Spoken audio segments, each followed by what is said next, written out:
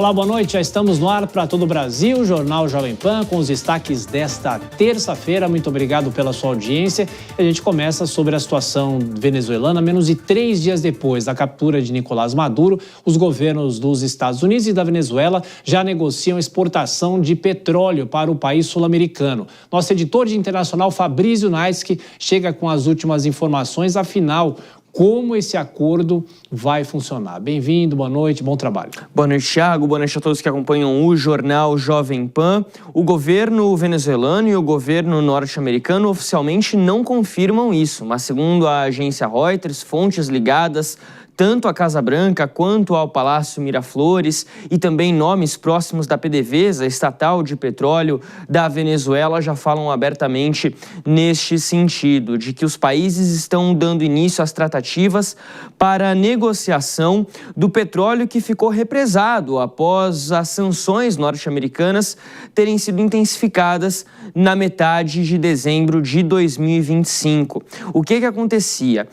Duas empresas principais operam com o petróleo venezuelano, na produção, na extração e na exportação do petróleo venezuelano. A PDVSA, estatal do país sul-americano, e a Chevron dos Estados Unidos. Acontece que, com o bloqueio, o novo bloqueio feito pelos Estados Unidos, ainda sob o governo de Nicolás Maduro, proibindo a venda de petróleo da PDVSA, a exportação de com navios da PDVSA, muito desse petróleo acabou ficando parado na Venezuela e não pode sair do país, não consegue deixar o país. Agora, os Estados Unidos já negociam com a Venezuela o envio deste petróleo que ficou parado desde dezembro para os Estados Unidos, para refinarias na região do Golfo do México, ou Golfo da América, como passou a ser chamado pelos norte-americanos desde que Donald Trump voltou ao poder em janeiro do ano passado. Aqui a gente está falando de aproximadamente 500 mil barris de petróleo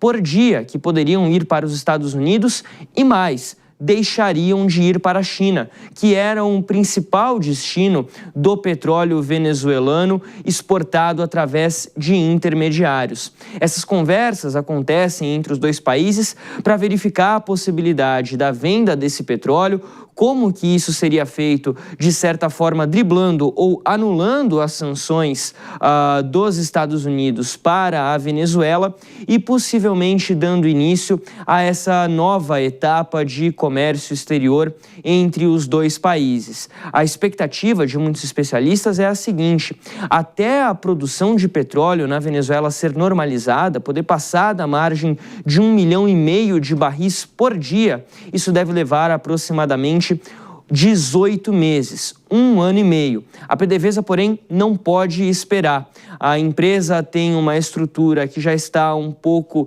defasada para a sua produção e também tem sérios problemas financeiros. Portanto, ficar com esse petróleo parado em território venezuelano não é uma opção. Os governos, novamente, não falam abertamente sobre isso ainda, mas a possibilidade de que algum acordo possa ser anunciado ou possa passar a valer já nas próximas semanas. Seria o começo desse fluxo, mas oficialmente o governo venezuelano pelo menos tem mantido linha dura. O ministro do petróleo venezuelano já disse que os Estados Unidos querem roubar a commodity da Venezuela, Thiago. E rapidinho, quem ligou a Jovem Pan agora, não viu mais cedo a informação, o governo americano recuou nas acusações contra Nicolás Maduro. Em que sentido?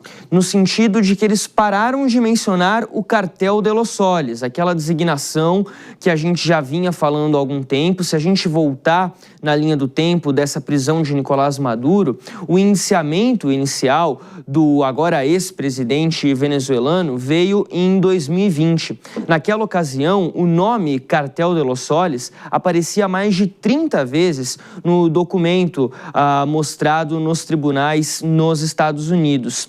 Ontem, quando Nicolás Maduro foi ao tribunal de Manhattan, o indiciamento já não mencionava mais esse nome, no máximo 2 vezes, aliás, dando a entender que, de fato, Cartel de Los Soles não passava de uma gíria utilizada para descrever uma rede de corrupção na Venezuela sem uma estrutura formal. Perfeito. Fabrício, até daqui a pouquinho. Já já o Fabrício vem para trazer informações sobre as ameaças do governo dos Estados Unidos em relação à Groenlândia. Vou chamar já os nossos comentaristas, entrando aqui nos estúdios, Denise Campos de Toledo, Nelson Kobayashi, e no nosso telão, Dora Kramer com a gente, como sempre. Tudo bem, Dora? Começo por você, boa noite, bem-vinda. Tem essa discussão do petróleo, né, que não vai ser algo imediato, como o Fabrício nos coloca aqui, mas também esse, entre aspas, recuo do governo americano. Boa noite, Dora. Boa noite, Thiago, boa noite, Denise, boa noite, Kobayashi, boa noite a todos. Esse recuo, como você bem pontuou, tem que ter todas as aspas do mundo, né? Porque até parece hoje, isso tomou conta dos noticiários digitais, como se fosse uma coisa super importante que poderia mudar a situação. É claro que não muda, foi uma adaptação retórica, como o Fabrício bem explicou. Era usado um nome que não era exatamente, que não traduzia a existência de um grupo, e isso até por uma questão, eu acho que por uma questão para não dificultar o indiciamento e a coleta, a apresentação de provas, isso foi adaptado, simplesmente não altera o fato de que ele continua acusado, ele já não é mais visto como chefe, não é assim denominado chefe, uma coisa que não existe, como o Fabrício explicou. Mas ele é acusado de 4 acusações de envolvimento com narcoterrorismo, o que dos Estados Unidos são acusações muito graves, são crimes inafiançáveis, enfim, não altera a situação dele. Agora, com relação ao petróleo, né? Gente, está ficando cada vez mais claro que o que houve na Venezuela, o que está havendo na Venezuela, é um acordo comercial entre o Donald Trump, o governo Trump e o grupo que permaneceu no poder da Venezuela, em troca da entrega do Maduro, porque não houve resistência, nem mesmo o exército resistiu, a entrega do Maduro em troca da permanência do regime e do acesso ao petróleo. É isso que está aparecendo. Nada a ver com que fim da ditadura, fim do chavismo na Venezuela, nem retomada da democracia. Isso, se houver, será muito mais adiante. Denise Campos de Toledo, que já vai fazer uma análise mais aprofundada sobre essa questão do petróleo. Agora há pouco, a presidente venezuelana interina, Delcy Rodrigues, fez um pronunciamento dizendo que não tem agente externo no comando da Venezuela. Bem-vinda, Denise. Boa noite, Thiago. Boa noite, Dora, Koba. Boa noite a você que nos acompanha. Thiago, o entendimento é esse mesmo que a Dora falou, que havia uma certa conversa já entre eles. Maduro seria um empecilho para haver um maior entendimento entre Estados Unidos e Venezuela. E quando ele fala nessa possibilidade de importação do petróleo da Venezuela, com a justificativa de que o país não pode ficar com esses estoques, é bom lembrar que esse petróleo era exportado antes para a China, entre outros países. Sofreu um embargo, havia toda aquela movimentação militar dos Estados Unidos cercando a Venezuela, impedindo esse transporte das mercadorias, principalmente nos últimos dias. Inclusive, houve confisco de navios também.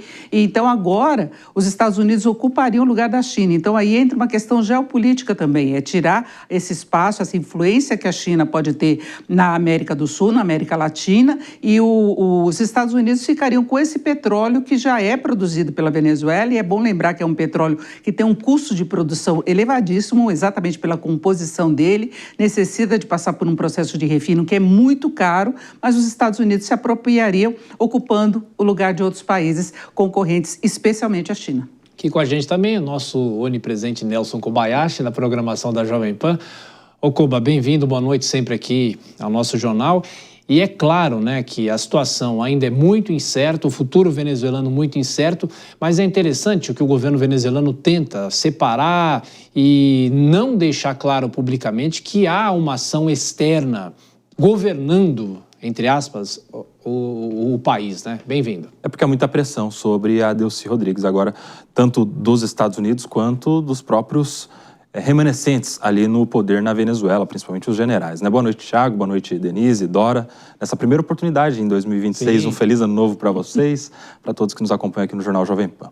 Thiago, essa situação envolvendo o petróleo como um dos principais assuntos nessa ação americana no território venezuelano é muito interessante porque é o que diferencia essa ditadura de tantas outras que não são bem observadas, não estão na ordem do dia do governo americano. Então é claro que há esse interesse de natureza econômica do presidente Donald Trump, mas isso não é tão absoluto e não é tão imediato. Primeiro porque não há nenhuma estatal americana que lide com o petróleo, diferentemente de outros países, enfim, a gente sabe bem aqui no Brasil. Segundo, porque as empresas norte-americanas que exploram o petróleo não têm ainda a segurança institucional na Venezuela estabilizada para que possa fazer qualquer tipo de investimento. Nenhuma empresa vai arriscar grandemente de imediato, mas vai, claro, naturalmente começar a passos curtos adentrar no território venezuelano para essa exploração, porque há muito petróleo, é a maior reserva de petróleo que a gente tem no mundo, os petróleos da Venezuela. Então, certamente, cenas dos próximos capítulos, os próximos anos, vão indicar a exploração de fato do petróleo. Para este momento, o que o presidente americano pretende, no meu ponto de vista, é justamente estabilizar institucionalmente a Venezuela para que depois se dê um passo rumo aos benefícios, aos lucros econômicos. E isso passa naturalmente por influenciar, pressionar e, poderia até dizer, coagir a presidente interina a atender os anseios americanos.